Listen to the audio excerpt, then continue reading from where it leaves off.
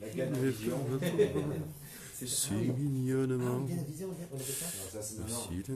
Non, c'est bien là. Sketch de Laissez-moi les Dieudonné. Oh, grand Ghana. La Ganavision. Oui, oui, ouais. La secte des.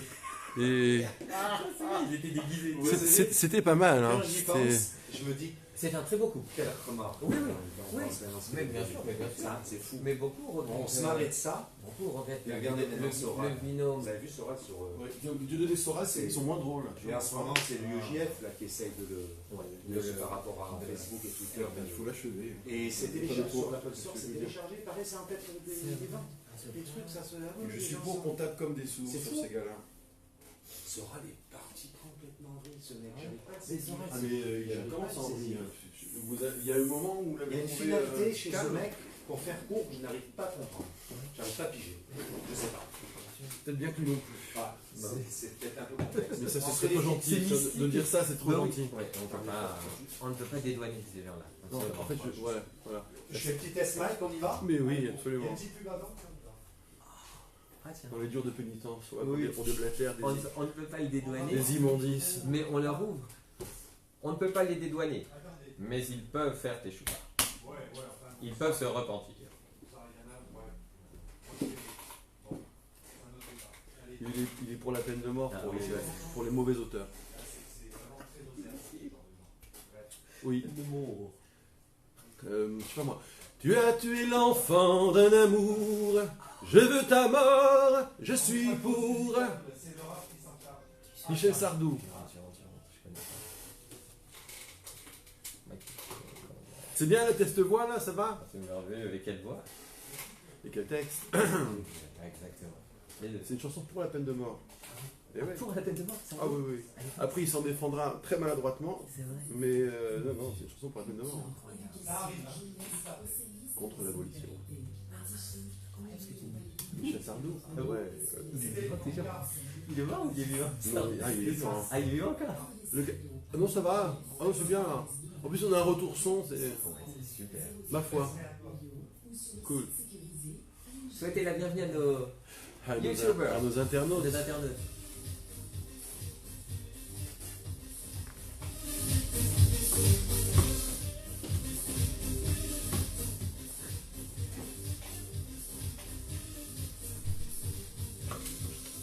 Bien.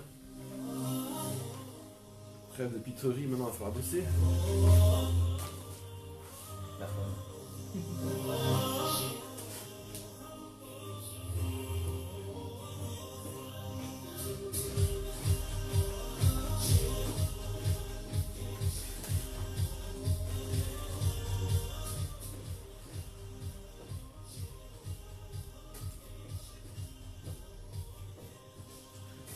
Bonjour à toutes et à tous, chers Avinissime.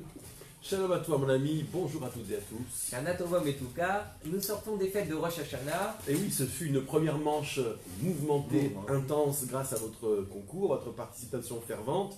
Et nous abordons maintenant la prochaine date clé, qui est notre sursis, qui est le jour le réputé le plus heureux du calendrier hébraïque, Yom Kippour.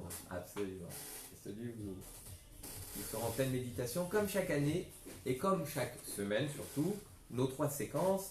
La question de l'auditrice ou de l'auditeur, nos interventions respectives, et enfin les annonces communautaires qui seront certainement très riches et également très chargées, car au-delà de Kippour, il y a ensuite la fête de Sukkot, et qui sera certainement une fête sous le signe de la simcha, de la joie et de l'allégresse Bezrat Hashem.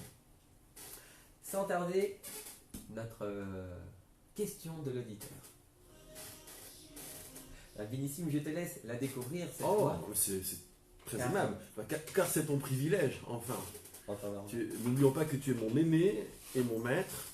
Donc, comme je suis un collègue obéissant, qu'est-ce qu'il a en régie là? Il fait des grands signes. oui, non, il nous disait que... Il a l'impression qu'on n'est pas crédible. Mais si. Il nous disait que nous sommes en symbiose et qu'il n'y a pas de maître. En symbiose. Ah si. J'ose dire que j'apprends de toi tous les jours et je le revendique. Et réciproquement. C'est gentil. La question du jour, donc la main innocente, Oui. va la tirer et qu'est-ce qu'on obtient? Tiens donc. Chasser le naturel, il revient au galop. Point d'interrogation. Aïe, aïe, aïe. Il va Curieuse nous falloir deviser sur un proverbe. Bon, l'auditeur est sympa parce qu'il se trouve qu'on en a un petit peu parlé cette fin de Rosh Hashanah. Un petit peu. Légèrement. Mais malgré tout, la question se pose. Tout le temps et en toutes circonstances. Allez, moi j'y vois essentiellement deux questions. Une, qui est la traduction immédiate du proverbe, est-ce qu'on peut changer? Est-ce qu'on peut changer la nature humaine, notre propre nature? Est-ce qu'on peut promettre à qui aurait besoin de l'entendre que oui, nous allons changer? Est-ce que les mots suffisent ou bien parole, parole, parole? Changement, c'est maintenant. Merci. Et deuxièmement, et là, ça va un peu plus loin dans la précision des termes, il s'agit de chasser le naturel. Comme on traque un ennemi, le Seder de Rosh Hashanah, notre beau rituel de gustation successive, comportait à 50% des vœux en direction des ennemis, qu'ils soient battus, retranchés, qu'ils disparaissent, que Dieu nous en débarrasse sous une forme ou sous une autre. Ça donne une petite ambiance, un petit goût, si j'ose dire, de paranoïa. Enfin, tout dépend si on exagère ou pas. Mais disons que le versant positif, lui, était inexistant. En tout cas, quant aux amis, l'on va glorifier les mérites, le potentiel, le nombre comme les poissons, grains de grenade ou de sésame, que sais-je. Mais on ne dira jamais que nous avons aussi des sympathies, des alliés, des soutiens, des amitiés réciproques. Et que ça aussi, ça compte dans les relations publiques. On ne peut pas faire que fustiger ses ennemis et s'en remettre en somme à leur méchanceté. Bon, tout ça pour dire que dans ce rituel, une des grilles de lecture connues, populaires, répandues, c'est de parler des ennemis de l'intérieur, de dire que l'on parle des ennemis de l'intérieur, de notre ennemi intérieur. Donc, je pose la question, est-ce que faire teshuva, c'est chasser, traquer le naturel, c'est-à-dire détester une partie de soi?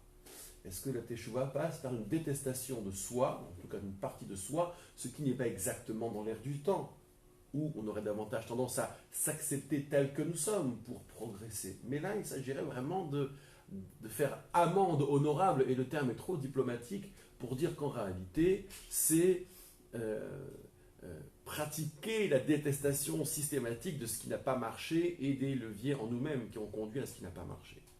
Donc voilà, double question. Allez, commençons par la première. Je te l'adresse à l'apostrophe, je te l'envoie, à ta conscience. Est-ce qu'on peut changer, Rabbin Knafo? J'ose espérer répondre que oui. Car si on ne peut pas changer, eh bien cela voudrait dire que nous sommes, entre guillemets, limités. Limités, c'est-à-dire qu'il n'y aurait pas de marge de manœuvre. Ça voudrait dire qu'on n'aurait pas de capacité à se transformer, à avancer, à pouvoir également tenir compte des appréciations des autres, des critiques des autres. Et ça voudrait dire qu'on serait des fossiles. Or les fossiles, on fait un petit clin d'œil à notre cher producteur Spielberg, je crois, qui filmait les films Jurassic Park, que nous avons tous regardés dans notre tendre enfance. Je ne les ai pas tous vus. J'en ai vu un ou deux. J'en ai vu un ou deux aussi. Et donc, l'idée de fossilisation, c'est-à-dire qu'on serait, entre guillemets, un peu dans une stature de stagnation. Or, voilà que la Torah, que nos maîtres, et même que, allez, mais on peut en le dire, que même j'ai envie de dire, peut-être la réalité sociale, nous pousse aujourd'hui à être en mouvement, c'est-à-dire à se renouveler. Et pour se renouveler, il faut nécessairement se remettre en question. Est-ce que je peux me permettre d'objecter déjà à votre honneur? Oui, parce que derrière Spielberg, ce que tu cites en réalité, c'est Darwin. Ah, pardon. C'est-à-dire, nous changeons. Oui, nous changeons. L'espèce change si mue par l'instinct de survie. Mais les changements, elle ne les opère pas volontairement a priori. Ils sont aléatoires et pour une part déterminés. Ne subsisteront par l'effet de la sélection naturelle que ceux qui sont le plus adaptés à leur milieu. Ici, les mutations, alors aléatoires, relevant du dessin intelligent, ça c'est c'est comme on veut, mais pour Darwin en tout cas aléatoire. Si ces changements de notre métabolisme nous rendent plus adaptés, tant mieux, sinon tant pis. Mais la volonté, le libre arbitre de la volonté, nous permet-il de choisir d'être plus adaptés? Peut-être que sur le plan social, oui. Là-dessus, je te rejoindrai. D'accord? Il n'y a pas que des déterminismes sur le plan social. Autrement dit, il n'y aurait pas de darwinisme social comme un proche de Darwin l'avait tissé, et d'ailleurs de manière assez dangereuse dans ses dérivés. Donc j'en vois Galton et Spencer, par exemple. Et bon, alors je reviens à toi, tu penses vraiment que nous avons la capacité de nous adapter à notre milieu, en tout cas sur le plan social, et a fortiori sur le plan moral. C'est bien ça? Je dirais que c'est plus qu'une capacité, que c'est une nécessité. C'est différent, parce que, alors je reviens quand même à l'idée darwinisme, nous sommes d'accord, enfin, nous savons ce qu'en tout cas le judaïsme en pense, a priori en tout cas, et ce qui nous intéresse ici, c'est véritablement cette capacité pour nous de pouvoir nous amender, nous améliorer. Et pour ce faire, il faut nécessairement déjà passer par l'étape de la prise de conscience. Or, c'est une étape que nous rappelle Maïmonide à juste titre dans le processus de Teshuvah. La reconnaissance de la faute, c'est le bidouille, comme nous le ferons le jour du grand pardon, le jour de Kippour. Or, cette étape-là, elle ne peut que nous ensuite nous stimuler, on pourrait dire. Nous stimuler, c'est-à-dire nous faire prendre conscience d'un état de fait, par exemple, et ensuite, au terme de l'analyse de la situation, eh bien, nous allons adapter les choses, corriger les choses, etc.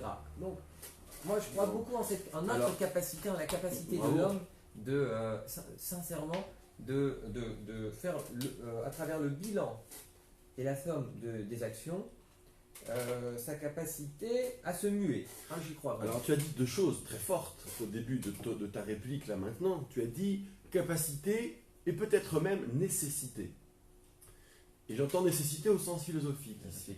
Donc je m'explique dans ce que je veux expliquer de toi, de ce que tu as dit. Capacité, c'est évidemment Maïmonide qui, de la teshuva rituelle, à un moment donné, va glisser sur les tempérances, sur nos traits de caractère.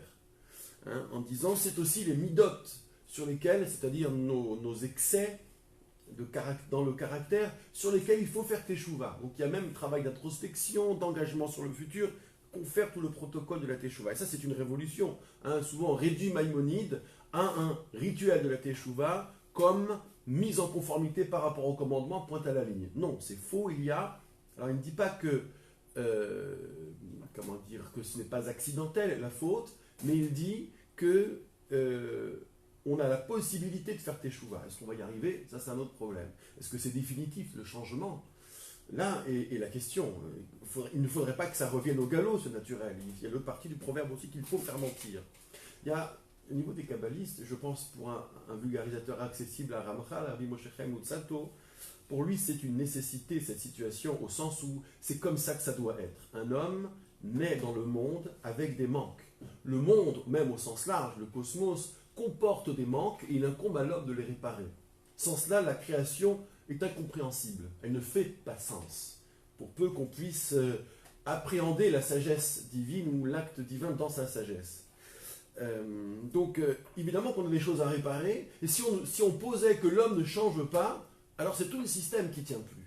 L'homme ne change pas, donc la création est carrément inutile. En tout cas, le sens nous est complètement inaccessible. Et ça, c'est semble-t-il dans la pensée de Ramchal, ou son schéma, une impossibilité. Bon, alors, maintenant j'en arrive à la deuxième question. Sur cette première question, est-ce qu'on peut changer? On a vu que oui, on peut, d'après Maïmonide, et il ne peut en être autrement d'après Ramchal, c'est ce que tu as dit en substance. Donc c'est une croyance. Nous posons comme croyance que nous pouvons, voire nous devons changer et que nous sommes là pour ça. Je passe maintenant à la deuxième question. Comment faire pour changer de manière positive, sans dans l'austérité du repentir, la repentance que les politiques détestent, justement, être dans la repentance, parce que c'est mortifère, parce que ça nous tire vers le bas? Est-ce qu'on peut imaginer une autre lecture de la Teshuvah qui ne passe pas par une détestation franche d'une partie de soi. Que dis-tu? Effectivement, alors, on pourrait répondre que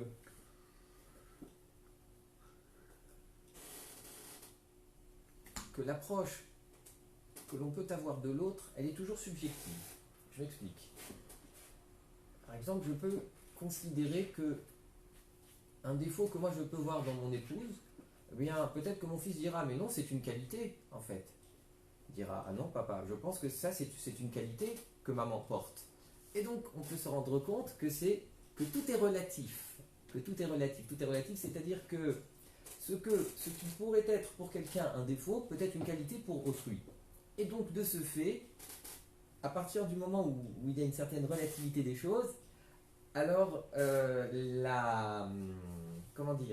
l'approche doit être différente. On ne peut pas. Toi, tu dis pour atténuer les méfaits de la culpabilité, mettons que la culpabilité soit aussi très utile par ailleurs, mais on sait que ça peut être réducteur. Je ne voudrais pas rentrer dans une mode de pensée non plus, qui veut honnir la culpabilité, mais toi tu dis il suffit de croiser les lectures. C'est très intéressant Exact. ce que tu dis là. Ça veut dire dans la rencontre de voir une autre image de soi, si nous-mêmes nous ne savons pas porter une image franchement positive. Mais il y a dans la pensée chassidique quelque chose que tu as révélé il y a quelque temps. Est-ce que tu pourrais nous en parler à ce propos? Effectivement, je mentionne volontiers la pensée de Rabbi Nachman de Breslev que nous avions mentionnée. Que tu avais rappelé. Et c'était le clou du spectacle. Effectivement, Rabbi Nachman de Breslev, ce grand maître du chassidisme, nous enseigne quelque chose de passionnant.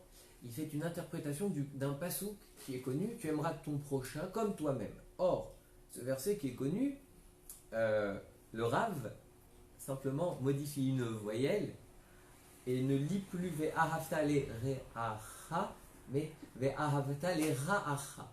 Tu n'aimeras pas ton prochain comme toi-même, mais tu aimeras ton mal intérieur autant que toi. Incroyable. Effectivement, c'est tout un programme. C'est révolutionnaire. Ah, oui. Il ne s'agit pas encore une fois de dire que le réel n'a pas eu lieu, ça c'est la promesse prophétique qui nous dit qu'on peut transformer le passé. C'est pas très rationnel, mais il ne s'agit pas de nier en disant que le mal est bien, non. Mais il s'agit d'aimer ce mal, et moi si je devais faire un début de programme, je dirais qu'il faut introduire la miséricorde, rachamim en hébreu, qui consiste, venant de rechem, et c'est un pluriel, rachamim, rechem étant la matrice, avoir un regard matriciel qui embrasse pas seulement l'acte isolé des causes et des conséquences, mais l'acte avec toutes ses causes et toutes ses ramifications. Toutes ces causes, elles sont nombreuses. Elles sont à l'échelle du contrevenant, dans son passé, sa petite enfance, sa constitution, peut-être même sa génétique ou son métabolisme, mais c'est aussi les causes sociales, et puis ce sont les grands cycles historiques, et peut-être même cosmiques, que sais-je. Bref, pourquoi un homme fait le mal à un moment donné, il y a une multitude de causes.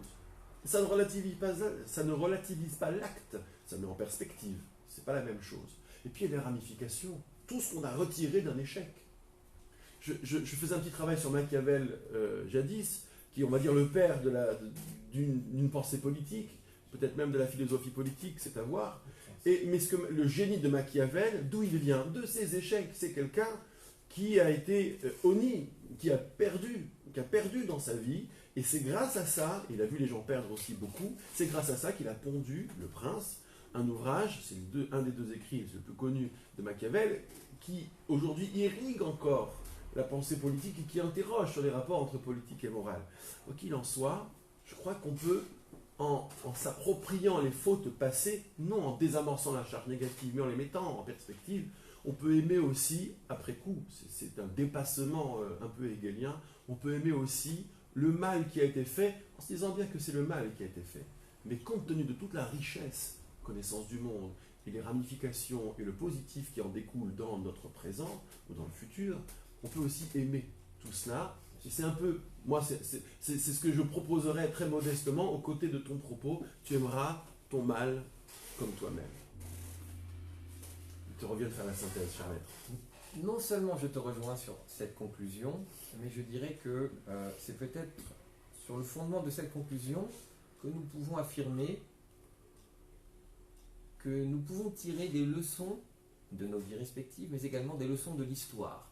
Or, les leçons de l'histoire, c'est bien sûr les leçons passées j'allais dire, de ce que l'histoire nous a apporté de bon, mais également de négatif.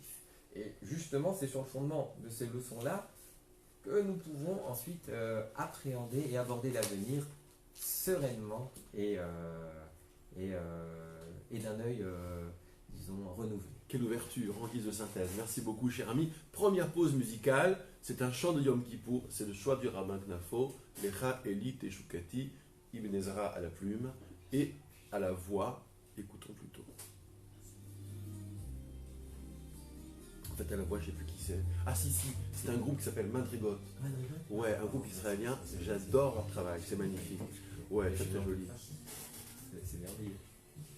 Sur le plan musical, c'est très intéressant. Bon, c'est de la pop, mais... Au contraire. Ouais, c'est intéressant ce qu'ils font. Le thème... Parce que tel que j'ai dit, on dirait que c'est Ibn Ezra qui chante, il n'est pas disponible, Ibn Ezra, pour chanter. Ah ouais, c'est un thème... c'est costaud, là. Oui, c'est intéressant. Le marin. C'est la pensée chassidique, vous savez. Les chassidiques, Ça sous-entend aussi que c'est au-delà du mal, accepter son le mal et le sublimer. Mais est-ce que le sublimer, Oui, le sublimer. Oui. Le S'en sublimer, mais servir, quoi. dans le sens noble, attention. mais s'en C'est servir pas finalement, l'ignorer, voilà. Ah oui, s'en servir pour... le mal qu'on porte ou le mal dont on a été victime aussi. Donc le mal peut C'est transformer et peut nous amener Ah oui, bravo. au mieux. Je pense aussi, Au mieux, au mieux. Les épreuves, c'est ce qu'on appelle les épreuves traditionnellement. C'est ça. Bien sûr, le mal, il doit nous bâtir aussi. À travers les Si épreuves. nous détruit, ça n'a plus de sens. Ouais. C'est trop facile, entre guillemets, de se laisser abattre par le mal. Je le pense sincèrement. Ce serait trop facile. Le monde entier sera battu. Après, Si on se laisse abattre par le mal. dans l'idée des sociétés aujourd'hui, etc. Bon, après, sur les individus, c'est vrai que chaque individu, bon. Après, il y a toujours le processus où on englobe un petit peu, et c'est vrai qu'on peut en tirer une force. Après, chaque individu réagit différemment, c'est aussi ça. Il y a certains qui seront plus réactifs, d'autres qui se laisseront plus abattre. Il y a un ressenti différent chez chacun. Ouais, comme pour le Mais je deuil. crois que ce que vous disiez tout à l'heure, moi, ça m'a fait rebondir sur par la force des choses. Ça me semble toujours, devant l'évident, devant la force des choses qui s'impose à vous, devant vous, c'est soit tu changes à un moment donné, soit l'immobilisme. Et vous parlez de fossiles, c'était ça un peu. C'est intéressant. Dans le milieu C'est professionnel. vrai, on pourrait presque faire du management là. Mais oui, ce que je veux dire, Rabbi Nissim le fait. Hein. Oui. Nous côtoyons au quotidien. Pourquoi on fait ce job? C'est que si jamais on doit changer de casquette, eh ben on mourra pas de faim. Oui. Non, et plus que ça, Rabbi Nissim. On côtoie au quotidien des professionnels dans tous les métiers, dans tous les corps de métier, Ouais. qui nous confient qu'ils doivent se renouveler en Qui nous permanence. confie et qui nous aide aussi Et qui nous aide. à grandir. Pour vous, c'est une richesse. Ouais. C'est une richesse. Mais ils nous confient qu'ils doivent se renouveler en permanence au travail. Surtout pas leur fonction. C'est une très grande chance. Quelle que soit Surtout leur. quand on est. Oui, oui. Les Il n'y a pas de. Les milieux professionnels sont. Tout est. C'est noyé dans la masse. Tout est dedans. Ils sont très exigeants. Après, ça joue beaucoup sur l'individu. Oui, Ça joue énormément. oui, Ça vous transforme quelqu'un. ils sont en ébullition permanente, ils sont stimulés en permanence, ils doivent eux-mêmes se renouveler en permanence. C'est incroyable. Comme nous, on n'a pas le choix. Comme ici. Pas le choix. Le monde. On n'a pas le choix. Je pense ça va vraiment. très très vite. C'est darwinien, ça Ouais. nous a imposé. Oui. Si on ne s'adapte pas. Non, En même temps, il faut tenir le cap. S'adapter, c'est-à-dire s'adapter pour garder la ligne. Hein. non. Nous restons l'espèce rabbinique. Bien sûr. Oui, encore mieux. On n'est pas de sous-espèce. Lecha Eli Teshukati, interprété, texte d'Ibn Ezra, qui ouvre Yom Kippour par l'excellent groupe Madrigot, ou Hamadrigot, je ne sais plus, que je vous invite à découvrir sur Internet ou en réel. Nous passons à présent aux allocutions respectives. Elles seront courtes, mais efficaces. Miek Nafo, juste après ceci.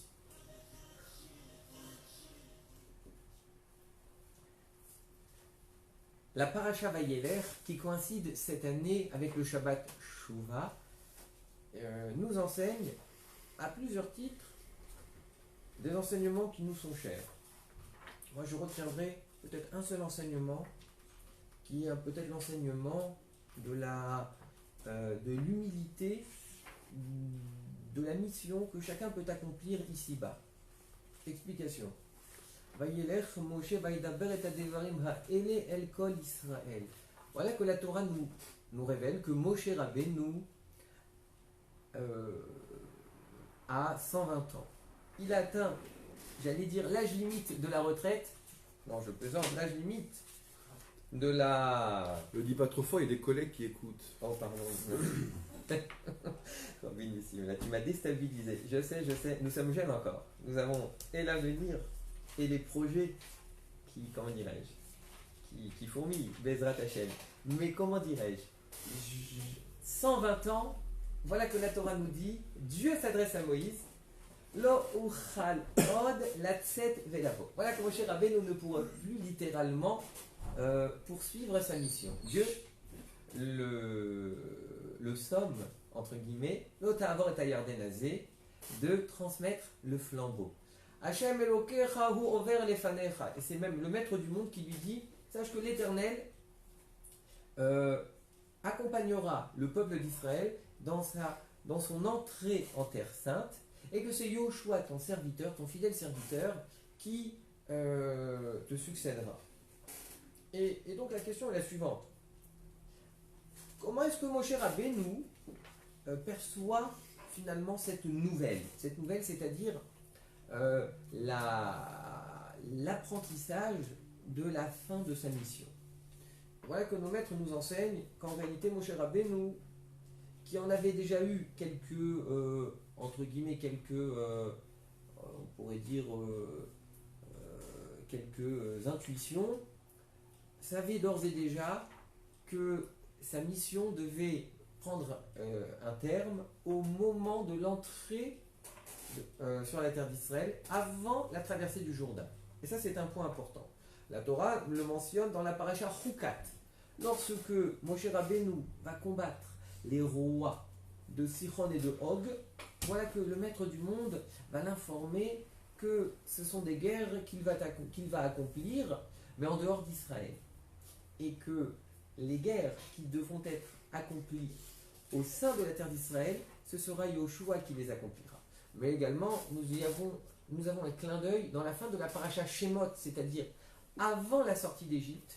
Le maître du monde, d'ores et déjà, annonce à Moshe Rabbeinu, Ata tiré ta chair et c'est les Mitzrayim. Maintenant, tu assisteras au prodige que j'accomplirai au profit du peuple juif et que j'abattrai sur les Égyptiens. Et Rachid de relever Ata veut dire maintenant. Et que cette expression, elle est en réalité exclusive d'autre chose, c'est-à-dire tu assisteras à la sortie d'Égypte, en revanche, tu ne pourras pas assister et accompagner le peuple d'Israël sur sa terre. Donc Moshe Rabbeinu, en réalité, savait déjà de manière prophétique, dès la sortie d'Égypte, qu'il ne conduirait pas le peuple juif sur sa terre, et en tout cas qu'il n'entrerait pas sur la terre d'Israël. Et donc, la leçon fondamentale que nous pouvons déduire, c'est que Moshe Rabbeinu, en dépit de cette information qui lui avait été donnée dès le départ, eh bien voilà que Moshe Rabbeinu ne manquera à aucun moment à son devoir. Moshe Rabbeinu sait que sa mission, c'est une mission qui sera contenue dans les 40 années qui vont suivre la sortie d'Égypte, à savoir, Moshe Rabbeinu était âgé de 80 ans et qu'il savait que d'ores et déjà, les 40 années de traversée du désert constitueraient l'ensemble de sa mission. Et lorsque Dieu lui annonce officiellement, maintenant, dans la paracha Vayeler, que sa mission s'arrêtait là, alors voilà que Moshe Rabbeinu, non seulement n'a aucun, entre guillemets, regret, mais beaucoup plus. Moshe Rabbeinu a conscience, et c'est la grandeur de notre maître, que lorsque Dieu nous assigne une mission, nos maîtres nous enseignent que elle a un début, mais elle a également un terme. Et que ce terme-là, parfois il nous est connu, parfois il ne l'est pas. Mais en tout état de cause, nous devons l'accepter. Et la grandeur de Moshe Rabbeinu, c'est la manière dont il va accepter et acquiescer finalement à cette décision d'Akadosh Baruch. Et Dieu va le rassurer en lui disant Ki Hashem Elokecha huwa olech imach, lo yarpecha velo yazveka. Le maître du monde va simplement lui donner des garanties. Lo yarpecha velo yazveka. À aucun moment Dieu n'abandonnera le peuple d'Israël, à aucun moment Akadosh Baruch Hu, le maître du monde, ne se désolidarisera du sort du peuple juif. Et voilà que Moshe Rabbeinu à ce moment-là peut, entre guillemets, se retirer le sentiment du devoir accompli. Et c'est ce que la Torah nous révélera, mais nous aurons l'occasion d'y revenir dans la paracha Vezot Aberacha que nous lirons à l'occasion de Simchat Torah. Merci beaucoup, cher ami. Voilà déjà le programme, toute la gamme des émotions qui se déploient devant nous, jusqu'à la joie finale, Simchat Torah. Ça donne envie de les vivre à tes côtés, tous ces mots. Merci. Et de Simchat Torah. Nous serons... Alors, un des derniers thèmes de la paracha de cette semaine, c'est l'affaire d'un fameux chant. Une shira, qu'on peut traduire par poème, plus que par cantique. Et pourquoi je traduis par poème, je vais m'en expliquer dans un instant et très brièvement. Nous nous apprêtons à vivre Yom Kippour, et ce Shabbat, nous sommes là pour nous y préparer. Shabbat, Shuvah, tu l'as mentionné. Mais Kippour, c'est du monde, c'est du bruit, c'est du chant, beaucoup de chants. En fait, concrètement, on fait quoi? On fait chanter, on ne fait que chanter, je ne sais faire que chanter, sans manger, sans boire, puis en essayant de se supporter mutuellement. Bon, ça, cette vision concrète, un peu désarmante de Yom Kippour, est-ce qu'au fond, elle ne désarme pas le ciel? Je veux dire par là, est-ce qu'il y a une vraie introspection? Est-ce qu'on revient vers Dieu dans de telles conditions? Ce grand pardon, on aurait dû l'observer dans le silence de mots, le silence des consciences, peut-être même tout seul. On aurait dû imaginer que chacun doit se munir d'un billet d'avion pour aller aux quatre coins du monde et se trouver seul pour méditer toute une journée et toute une nuit. Bon, alors qu'est-ce que c'est que cette formule? Comment on peut, de ce Yom Kippour et de tous les autres, retirer quelque chose? Eh bien, il me semble que la solution, ou un début de réponse, se trouve dans ce que je viens de mentionner, l'affaire du dernier cantique. En fait, qu'est-ce qui se passe? Il y a Dieu qui demande à Moïse d'écrire un chant. Alors, est-ce que c'est la Torah tout entière, ou bien est-ce que ce sont, Rachid va dans ce sens, les premiers versets de la paracha qui suit, qui est un poème, Ha'azinu Hashamayim Adabera.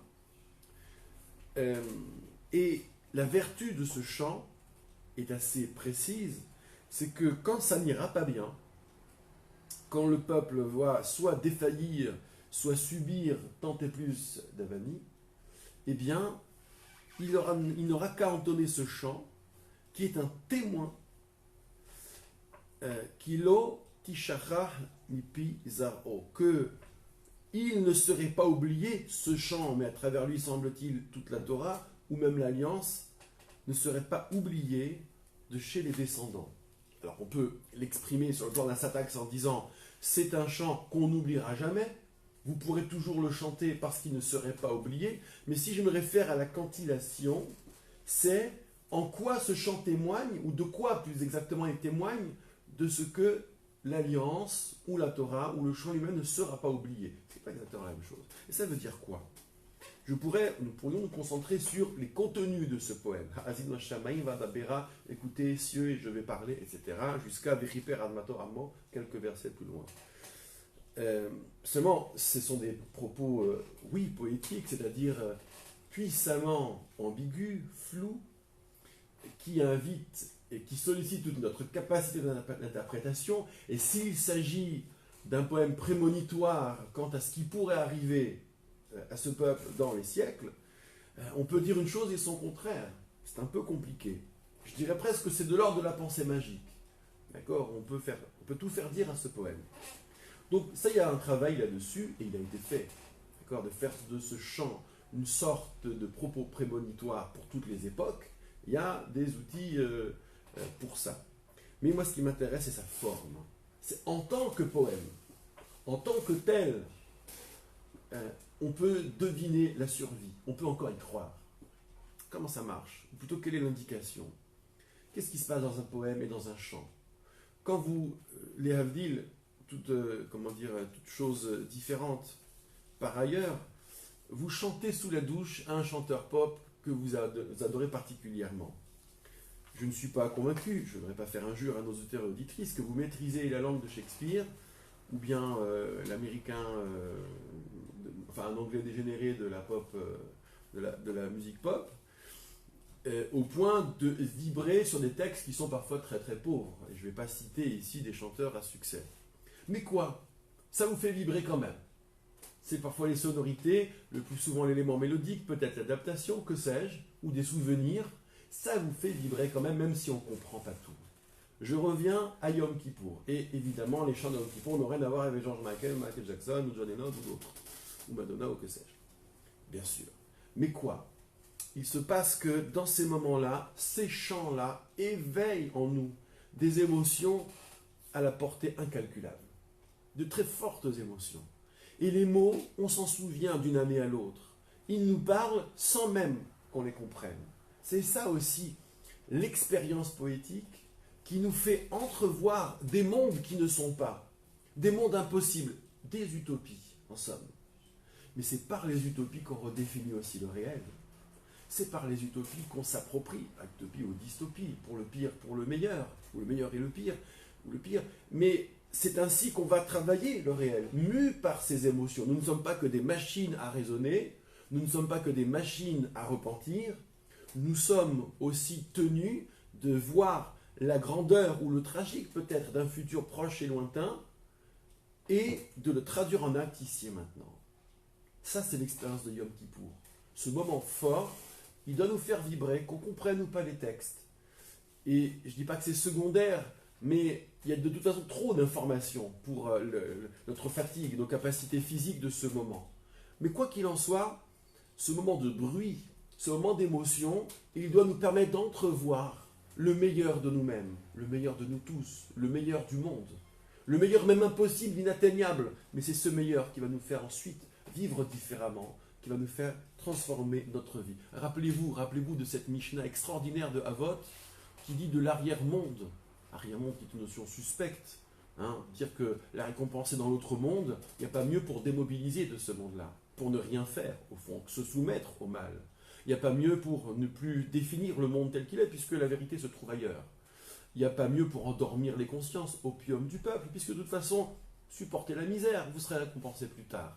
Donc c'est une notion, et Nietzsche a quelque part raison de s'emporter, qui est suspecte. Sauf que la Mishnah l'a fait réfléchir, comme on réfléchit dans un miroir, en disant, 1 heure de repentir ici-bas, ça vaut tout le bonheur de l'autre monde.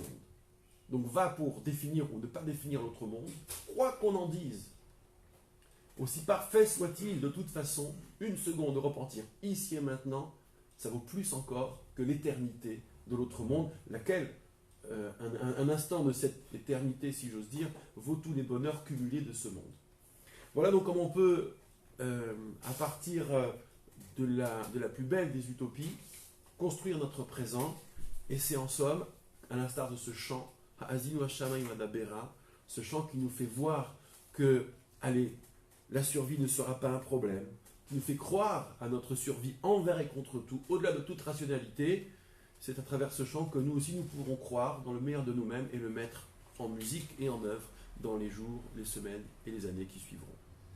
Deuxième pause musicale.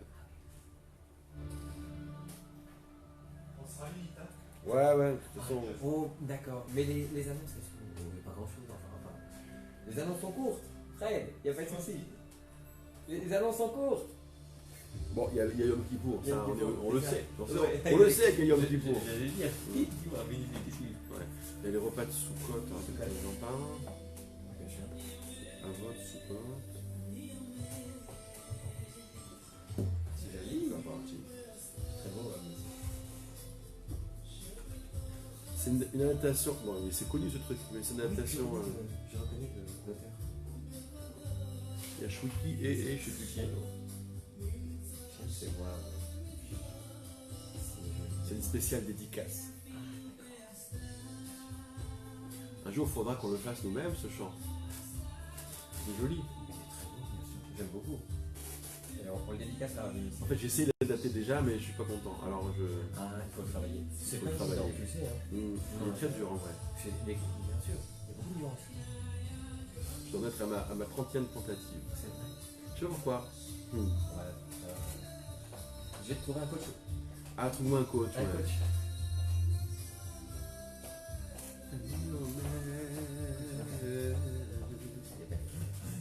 גם ביחורי הדברים הקשים העולים עליך. עולים עליך.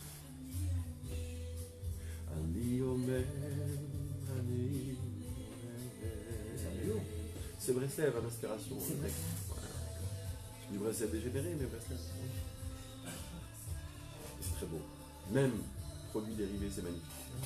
C'est des voix exceptionnelles. On va les voir par du texte. Oui, les voix sont exceptionnelles. Pas dégénéré, ça c'est sûr.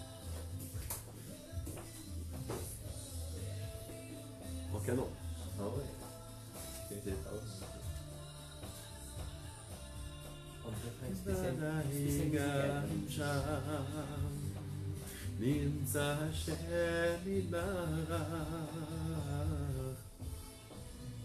גם מאחורי הדברים הקשים עוברים עליכו ואני אומר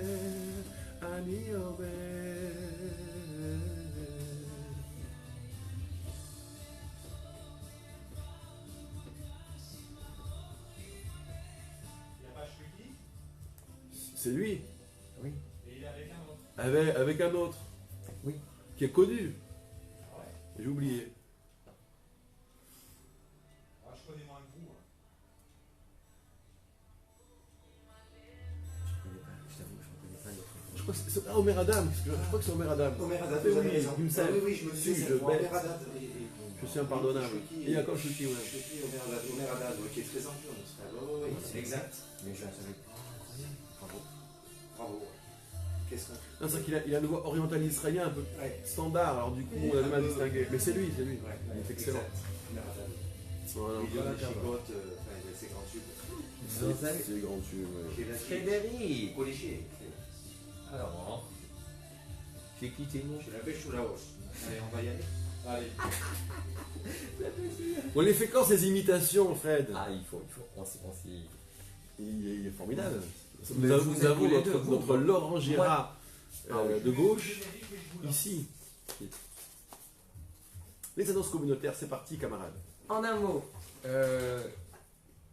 solennellement, les rabbins de Grenoble vous demandent de vous mobiliser dans les synagogues ces jours à venir, dès ce soir, dès demain, jusqu'à Kippour au moins. Ce soir à Rachid, nous ferons l'office à 19h30. Demain soir à 19h, Mincha suivi du cours sur une thématique classique. Qui était le Kohen Gadol? Je rappelle que nous aurons Talmud Torah également dans nos synagogues respectives. Et Bezrat Hashem, des Selichot, je rappelle, Selichot traditionnels, jusqu'à la veille de Kippour, mardi, avec l'aide de Dieu. Pour ceux qui veulent, on continue même après les Slichot Kippour, après tout. Avec grand plaisir. Le mal en force, ce sera le thème de notre conférence shabbatique, le côté obscur. Il y aura Talmud Torah des enfants et des adultes le dimanche matin, bien sûr. Le cours de Pirkei Avot le jeudi, qui a bien marché, Baruch Hashem, hier, et donc qui poursuit deuxième épisode, deuxième Mishnah, jeudi prochain, c'est une nouveauté.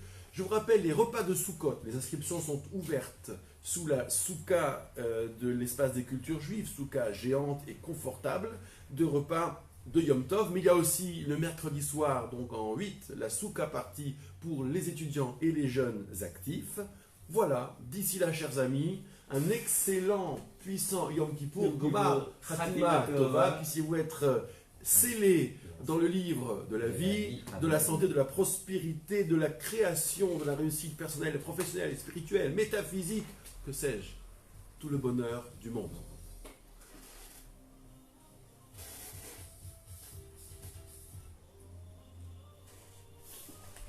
Allez, notre petit générique.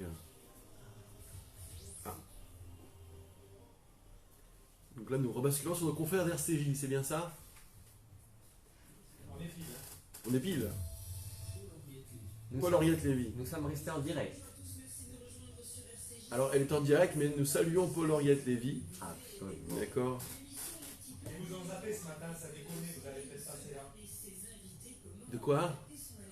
Ah oui, sur le mot du jour, oui, oui, oui. Ils ont eu un souci technique. Oui, mais il est déjà en... Ils ont eu un souci technique. Il y a déjà le podcast. Donc ouais. peut-être qu'ils vous mettront là, à 2h30, entre 2h. Ah, c'est pas bien grave. Vous suivez. C'est pas évident parce Vous êtes impressionnant. pareil, comme il y a eu Yom Tov, ils ont, comme tout le monde, en 3 jours, il faut faire une semaine complète. Je suis là, j'ai la tête comme ça, tous les jours. On a l'info, on a le... De quoi? Et comme disait Gérard Roth, mobilisez-vous, mobilisez-vous. Ah, et le disait pareil, mais avec 1m50 en moins.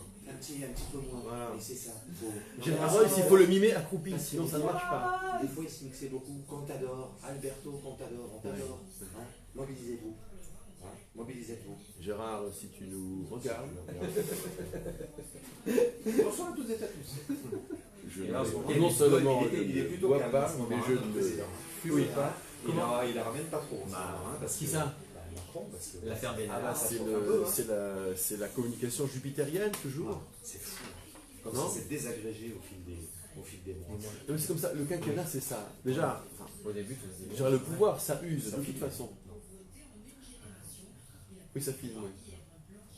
Ah, vous voulez pas parler contre le président quand ça filme? Non, non. Oh oh! Non, il y a des Nous sommes, micros, Mais vous croyez à Cuba ou quoi? Non, mais je sais qu'avec Poutine, ils ont passé un deal, on est espionné de partout. Ah oui? Ah, c'est pas des blagues. Là.